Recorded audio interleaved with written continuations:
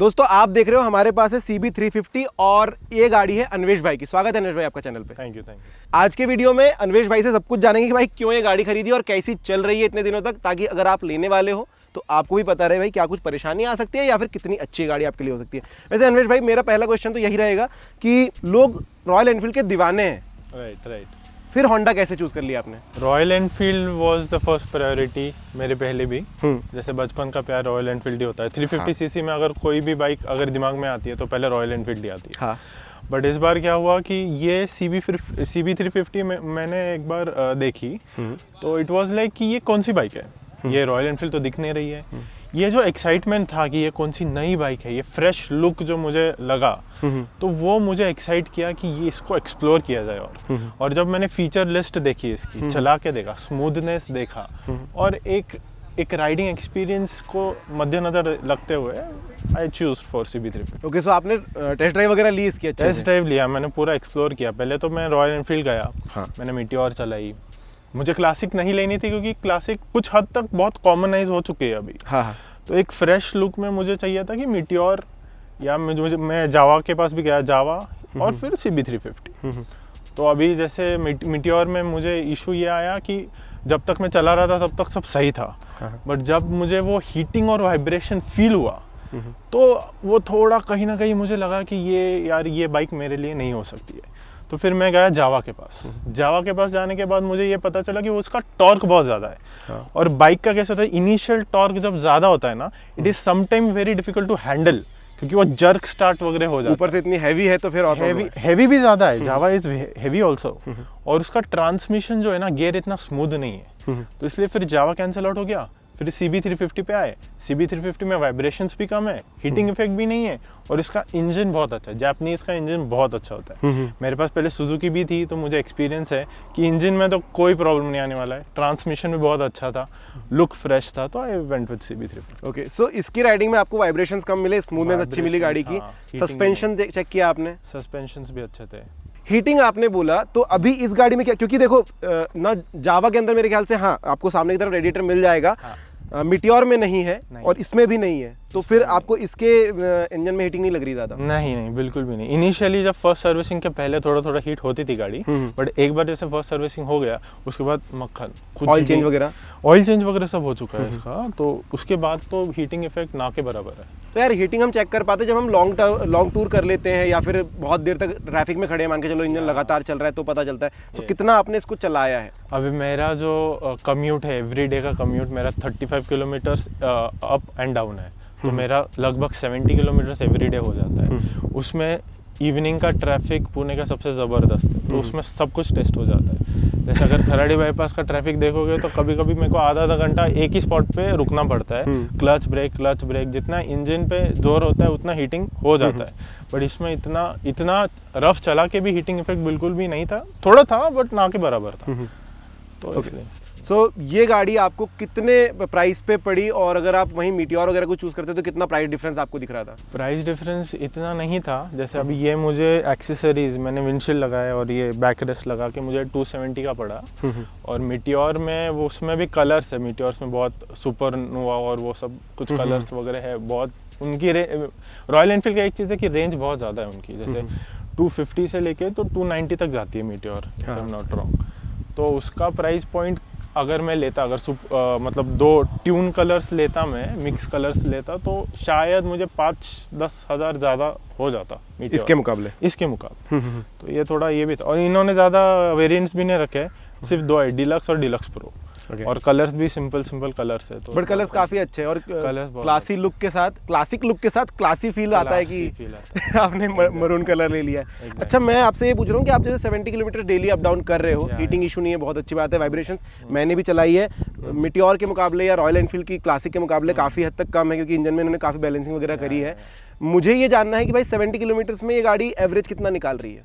अभी मुझे 32-33 दे रही है। ओके, सो ये आप तो डेली जो कम्यूट कर रहे हैं उसमें निकल रहा है। कभी आप हाईवे पर लेकर गए होंगे? हाईवे पे मेरा कम्यूट ऐसा है कि मैं सारे स्टेप्स पे जाता हूँ। जैसे ट्रैफिक, पुणे की जो मेन ट्रैफिक है, खराड़ी बाईपास और वो सब भी ट्रैफिक हो जाता है। और उसके बाद फिर वो डापोडी और नासिक फाटा का जो पूरा हाईवे है उस पर भी मैं चलाता हूँ। तो फिर उसके वजह से मुझे आई थिंक एवरेज अच्छा मिल रहा है। एक और चीज़ मुझे पूछनी है, इसके अंदर ड्यूल चैनल ABS आते dual हैं, channel। तो ब्रेकिंग का कैसा इसका काम चल रहा है अभी? हाँ, ब्रेकिंग का मैं ना मेरे पास सुजुकी थी जिक्सर, तो मैं एक बार गिर गया था उसके ऊपर से। गिरा क्यों था मैं, क्योंकि उसका ABS जो है वो समहाउ काम नहीं किया, तो मैंने हार्ड ब्रेकिंग किया तो मैं गिर गया उस पर।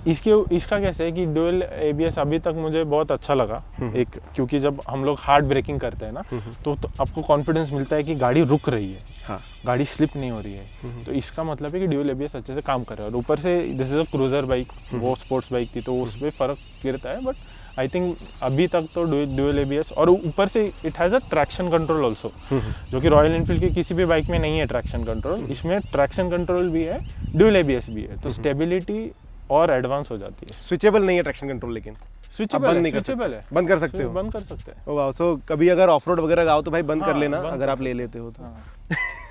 आपके ऊपर है यार। ओके, सो ब्रेकिंग मैंने इसलिए पूछी दोस्तों, क्योंकि जब आप इतनी भारी गाड़ी चलाते हो ना, तो ऐसे में ब्रेक करना थोड़ा सा मुश्किल होता है। That is why company slipper clutch वगैरह देती है इंजन ब्रेकिंग के लिए। हाई स्पीड पे कितना गए हो आप इसको लेकर? मैं 70-80 या ज़्यादा से ज़्यादा 90। अच्छा, इसका टॉप स्पीड चेक नहीं किया? टॉप स्पीड अभी तक चेक। ओके, तो दोस्तों इसका टॉप स्पीड 130 कंपनी क्लेम्ड है। मे बी कभी स्लोप मिल जाए तो आप चले जाना, बट मत जाओ, क्या ही फर्क पड़ता है। अनिश भाई, फर्स्ट सर्विसिंग आपने करा ली है, उसमें कितना कुछ खर्चा है? और होंडा की, क्योंकि देखो इस तरीके की गाड़ी जो बिग विंग बहुत मतलब अभी इनिशियल स्टेज पे कह सकते हैं हम लोग, तो कैसा सर्विसिंग एक्सपीरियंस रहा आपका?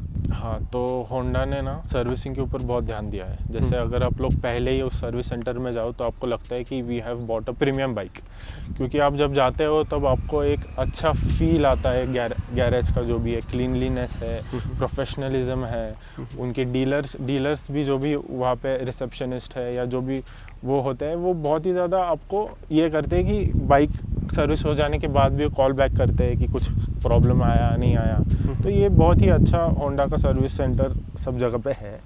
और मुझे जैसे फर्स्ट सर्विसिंग मुझे कुछ 1500 का पड़ा था। 1500? हाँ, 1500 का, क्योंकि उसमें ना कंज्यूमेबल्स का चार्ज होता है। हाँ, फर्स्ट सर्विसिंग फ्री मतलब it's not zero, consumables they will charge. जैसे अगर ऑयल चेंज कर रहे हैं तो they will charge for oil.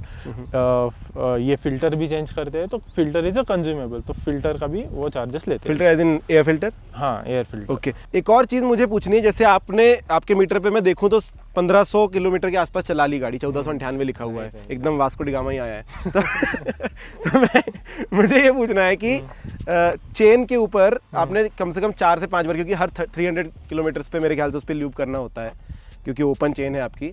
सो आप खुद कर रहे हो या फिर सर्विस सेंटर पे करवाया अभी तक? नहीं, ऑनेस्टली वो लूप तो मैंने नहीं करवाया। फर्स्ट सर्विसिंग के बाद फिर मैंने लूप करवाई नहीं। उन्होंने सजेस्ट किया था मेरे को स्प्रे लेके आने का, तो मैं सोच रहा हूँ कि स्प्रे लेके खुद ही उसको कर दूँ। हाँ, वैसे क्योंकि जितने भी हमने वीडियोस किए हैं अभी तक, सार्थक भाई का मीटियोर वीडियो किया था, उन्होंने अच्छे से एक्सप्लेन किया कैसे आप कर सकते हो लूप, तो वो भी आप देख लेना, आपके दोस्त ही हैं। अन्वेश भाई, क्या कुछ फीचर्स आपको इसके मीटर पर मिल जाते हैं? क्या फ़ोन से कनेक्टिंग वगैरह कुछ ऐसा फीचर मिला है, या फिर सिर्फ इसके ऊपर कुछ चीज़ें मिल रही है आपको? फ़ोन से कनेक्टिंग है, इसका एक ऐप है, सिंक्रोनाइज होता है जो कि, तो इससे हम लोग फ़ोन अगर मेरा इधर है तो फिर फ़ोन के जो भी प्लेलिस्ट है वो आगे पीछे हो सकता है इस स्विचेस से। अच्छा, गाने वगैरह आप स्विच कर सकते हो? स्विच कर सकते हैं। ओके, और कॉल वगैरह है तो उठा सकते हो गाड़ी से? रिसीव कर सकते हैं डायरेक्टली आपके फ़ोन पे या फिर ब्लूटूथ पर? जैसे ऐसा है कि फ़ोन पे टच करने की ज़रूरत नहीं है, आप ये स्विच से ऑपरेट कर सकते हैं। अनिश भाई, दिन के समय तो ठीक है, राइडिंग काफ़ी अच्छी है, लेकिन रात के समय में हमें हेडलाइट टेल लाइट की ज़्यादा ज़रूरत पड़ती है, तो आपको उसका परफॉर्मेंस कैसा लगा? हेडलाइट का परफॉर्मेंस थोड़ा सा कम मुझे लगा, specially if it is raining, और जब अपना जो रोड है वो डार्क हो जाता है तो थोड़ा ये वाइट लाइट एब्जॉर्ब कर देती है, डार्क सरफेस पे एब्जॉर्ब कर देती है, तो फिर सामने थोड़ा विजन लूज हो जाता है। तब मुझे हैलोजन का याद आता है कि तब वाइट जो अपना जो नॉर्मल होता है वो वहाँ पे परफॉर्म ज़्यादा करता है अच्छे से। बाकी तो नॉर्मल, जैसे अगर कुछ बारिश वगैरह नहीं है, कुछ डार्क सरफेस नहीं है नीचे, तो इट परफॉर्म वेल हो जाता है, काम चल जाता है। काम चलाने लायक रात में भी इतना है? ऐसे है, बट एकदम ही अच्छा नहीं है, मतलब वो that is a drawback which it has. Okay, एक और चीज़ मुझे ये पूछनी है कि आपके क्या इन पर वाइब्रेशंस फील होते हैं इंजन की? क्योंकि जनरली मैंने देखा है हैंडल बार पर काफ़ी अच्छा वाइब्रेशन आता है जब आप एक लॉन्ग स्ट्रोक इंजन खरीदते हो। तो पता चलता है हर समय, आपके पैर पे पता चलेगा, जूतों पर पता चलेगा, हैंडल पर। तो आपको कितना फील होता है और क्या ये हिलते हैं? देखो, ये मिरर्स तो बिल्कुल भी नहीं हिलते हैं, क्योंकि इतना वाइब्रेशन है ही नहीं, इतना वाइब्रेशन ट्रांसमिट ही नहीं होता है इंजिन्स टू पूरा ऊपर तक, क्योंकि इतना वाइब्रेशंस होगा भी तो बहुत स्मूथ वाइब्रेशन होगा। इसका जो एग्जॉस्ट है उसका आवाज़ भी बहुत स्मूथ है, और somehow the build is such that इतना ज़्यादा ट्रांसमिट नहीं होता है वाइब्रेशंस। तो मिरर पे तो मुझे बिल्कुल वाइब्रेशंस नहीं फील होता है। ओके, अब मुझे ये बताओ कि आपने गाड़ी के अंदर क्या कुछ चीज़ें चेंज करवानी है या फिर आपने चेंज करवाई है, या क्या एक्सेसरीज आपने लगवाई है, क्योंकि ये विंड गार्ड शायद आपने अलग से लगवाया होगा।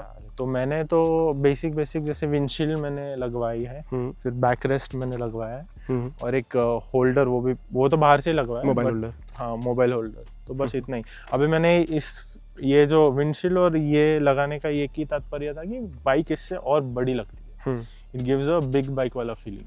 और विंडशील्ड वैसे फंक्शनल भी है, जैसे अगर मैं हाईवे पे चला रहा हूँ तो थोड़ा सा विंड कट हो जाता है, तो उसकी वजह से आपको हेलमेट पे भी नहीं लगता है और आपके चेस्ट एरिया में भी नहीं लगता है। तो it is a functional also and it looks good also. क्या आप कभी सोचते हो कि मैंने ले तो ली है भाई बुलेट जैसी गाड़ी बड़ी, तो अब साइलेंसर से यार बता दे दुनिया को कि मेरे पास गाड़ी है बड़ी? ऐसा तो नहीं लगता है मुझको, क्योंकि जैसे मैंने बोला कि बुलेट ना लेने का वही था कि मतलब कभी कभी आवाज़ उसका जो है बाहर के जो एग्जॉस्ट लगाते हैं, अभी ऑनेस्टली मुझे नहीं पसंद है, बट लोगों को पसंद है, बट वो जब आवाज़ एक लिमिट से बहुत ज़्यादा हो जाता है तो it irritates to me also and to the people also. तो इसलिए जो भी exhaust, I am happy with the sound of this exhaust, और मैं यही रखूँगा, मैं बाहर से नहीं करना। तो आप ये जो स्टॉक आया वही रखने वाले ही रखूँगा। अनिल भाई, सीट कंफर्ट कैसा है, और अगर आप कभी पिलियन बिठाते हैं कभी तो उनको कैसा फील होता है गाड़ी के ऊपर? मेरे ख्याल से इस गाड़ी पे अच्छा ही फील होता होगा, लेकिन मुझे एक्सपीरियंस जानना है कि आपने घाट सेक्शन कभी चलाया हो, तो गाड़ी का टॉर्क वगैरह कैसा? तो अभी होंडा के लाइनअप में ही बहुत कंफ्यूजन है, जैसे होंडा CB350 है, फिर होंडा हाइनेस है, होंडा RS है, उसमें से भी ये होंडा CB50 सबसे ज़्यादा लेंथ वाइज सबसे ज़्यादा है, और इसका जो ये है सीट भी चौड़ा है, उसकी वजह से दिस इज़ मोर कंफर्टेबल। आगे तो बहुत comfortable and you have room. थोड़ा सा अगर आप लॉन्ग ड्राइव करते हो ना तो थोड़ा सा हिलना डुलना हो जाता है, तो ताकि आप कंफर्ट लेवल पे आ जाओ, तो इसमें उतना रूम है क्योंकि ये बड़ा सीट है। ऊपर से सेकेंडली अगर पिलियन की अगर मैं बात करूँ तो पिलियन ये बैक रेस्ट की वजह से और एनहांस हो चुका है, और सॉफ्टनेस तो बहुत ही अच्छा है इसका। 800 mm का जो हाइट है, सीट हाइट है, उसकी वजह से कुशन भी बहुत अच्छा है। तो पिलियन और राइडर दोनों के लिए बाइक इज़ वेरी सूटेबल, और लॉन्ग ड्राइव करने के लिए ही बनाई गई है, तो फिर सीट का तो कोई इशू नहीं। अनिल भाई, अगर किसी को गाड़ी खरीदनी है सेम जैसे आपके बजट में, तो अभी जैसे आपने गाड़ी चला ली है और आपके पास क्लासिक का भी एक्सपीरियंस है, मीटियोर का भी है, और एक बार होता है ना कि भाई मैंने तो खरीद ली बट मुझे ये प्रॉब्लम्स आ रही हैं, तो ऐसी कौन सी प्रॉब्लम्स है जिसको आप हाईलाइट करना चाहोगे जो CV में है, ताकि जो नई लेने वाले हैं उनको पता रहे कि यार हाँ ये एक प्रॉब्लम है? तो जैसे ना सबसे पहली चीज़ ना, इसका जो ये है की, ये बहुत लंबा है की, तो कभी कभी हम लोग जल्दी में ना भी ऐसा हो जाता है, तो है ना ये प्रॉपरली 90 डिग्री एंगल्स पे, ये अभी देखो ये भी अच्छा फंस गया, फंस गया, ये ऐसे। तो ये की का बहुत बड़ा, थोड़ा सा ये लेंथ वाइज बड़े होने की वजह से कभी कभी प्रॉब्लम आती है। सेकेंडली ये जो क्लच है, अभी ये मेरी सिर्फ 2 महीने हो चुके हैं, और ये क्लच का जो कोटिंग है वो निकलना स्टार्ट हो चुका है। तो मैं जब भी ना बिना ग्लोव्स के अगर मैं इसको हाथ लगाता हूँ ना, तो मेरे हाथ पे ये कोटिंग लग जाता है। अभी मेरे को पता नहीं कि मेरे साथ हो रहा है या सबके साथ होता है ये, तो मैं अभी इसको ये चीज़ को लेने वाला हूँ, but this is very basic, क्योंकि अगर आपका क्लच का कोटिंग ही ख़राब है तो इट इज़ प्रॉब्लमेटिक। सो दूसरा चीज़ मुझे हेडलाइट, जैसे हेडलाइट का मैंने बोला कि थोड़ा सा हेडलाइट स्ट्रॉन्ग हो सकता था इसका, क्योंकि बारिश के सीजन्स में बहुत ही प्रॉब्लम आने वाला है मुझको, तो थोड़ा सा बाहर से हेडलाइट मुझे शायद लगाना पड़े। उसके बाद तो मुझे ऐसा कुछ लगता नहीं अभी तक। ये सारी चीज़ें जो होंडा को थोड़ा सा सोचना चाहिए इन चीज़ों पर, वो है। हाँ, बाकी ऐसे राइडिंग में ज़्यादा प्रॉब्लम, राइडिंग में कुछ इश्यूज़ नहीं है। तो दोस्तों बिल्कुल डेफिनेटली आप ले सकते हो, आपको ग्रीन मार्क मिल गया है। कुछ क्वेश्चंस हो तो कमेंट सेक्शन में लिख देना, वीडियो अच्छा लगा हो तो लाइक शेयर सब्सक्राइब ज़रूर कर देना, और थैंक्स टू अन्वेश भाई कि आप चैनल पर आए। Thank you.